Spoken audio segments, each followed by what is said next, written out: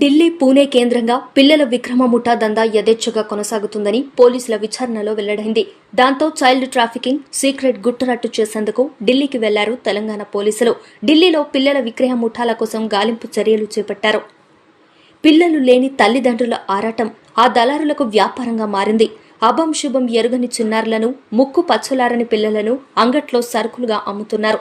సంతానం లేని తల్లిదండ్రులు లక్షలకు లక్షలు కుమ్మరించుకుంటున్నారు. మేడ్చల్ జిల్లా మేడిపల్లి కేంద్రంగా నడిచిన పిల్లల విక్రయ ముఠా రాకెట్ ని ఛేదించారు రాచకొండ కమిషనరేట్ పోలీసులు. 13 మంది పిల్లలను రక్షించి 11 మంది నిందితులను పోలీసులు అరెస్టు చేసి రిమాండ్కు తరలించారు. పిల్లలను కొనుగోలు చేసిన తల్లిదండ్రులు సైతం రాచకొండ కమిషనరేట్ ముందు ఆందోళనకు దిగారు. మా పిల్లలను మాకివ్వండి అంటూ కన్నీరు మున్నీరుగా విలపించారు. మాతృత్వాన్ని అంగట్లో సరుకుగా మార్చేశారు కొంతమంది కేటుగాళ్లు.